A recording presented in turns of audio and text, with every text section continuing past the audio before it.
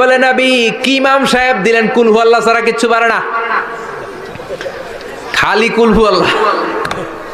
কি এক মুসিবতে আছি, প্রত্যেক নামাজে কুল হু আল্লাহু আহাদ দিয়ে শুরু করে, এরপরে আরেক সূরা পড়ে। ঘটনা কি? বিশ্বনবী বললেন ইমাম সাহেব রে ডাকো। বিশ্বনবী ইমাম সাহাবীরে বললেন ও সাহাবী কেন এই কাজটা করো? তোমার মুসল্লিরা বলে প্রতি রাকাতে কেন কুল হু আল্লাহ দিয়ে শুরু করো, ঘটনাটা কি? অন্য সূরা পড়ো না কেন? সাহাবী বলে নবী গো এই সূরাটারে আমি বড্ড বেশি ভালোবাসি, কারণ ফিহি সিফাতুর রহমান, এই সূরার ভেতরে আমার আল্লাহর পরিচয় আছে গো নবী।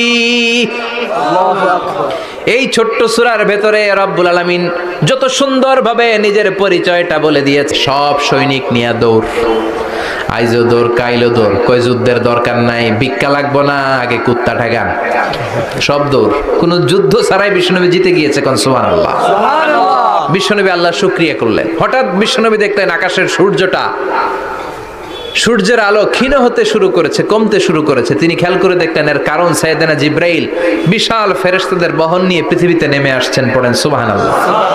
এসে বললেন ইয়া রাসূলুল্লাহ আমি 1,40,000 ফেরেশতা নিয়ে নেমে এসেছি, আপনি কি জানেন না ঠিক একটু আগে মদিনাতে আপনার এক প্রিয় সাহাবা, তার নাম হচ্ছে মুআবিয়া ইবনে মুআবিয়া আল মুজানি, একটু আগে শেষ নিঃশ্বাস ত্যাগ করেছে।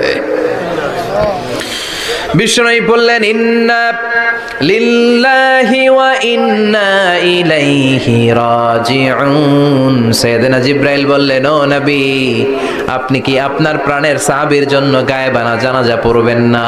বিষ্ণু বললেন অবশ্যই পড়বো। গায়েবানা জানাজা চেনেন তো? এটা পড়া কিন্তু সুন্নাহ। সামনে লাশ নাই, কিন্তু আমি ইমাম, সবাই দাঁড়ালেন পেছনে, আল্লাহু আকবার, 4টা তাকবীর দিয়ে আমরা নামাজ পড়লাম, মৃত ভাইয়ের জন্য দোয়া করলাম, এটার বলে গায়েবানা জানাজা। সুবহানাল্লাহ পড়েন। বিশ্বনবী বললেন অবশ্যই পড়ব। সাহাবীদের মধ্যে ঘোষণা দিলেন ও সাহাবারা তোমাদের ভাই মুআবিয়া ইবনে মুআবিয়া আল মুজানি কিছুক্ষণ আগে মদিনাতে ইন্তেকাল করেছে, তোমাদের ভাইদের জন্য সবাই বাইরে বের হয়ে আসো। এই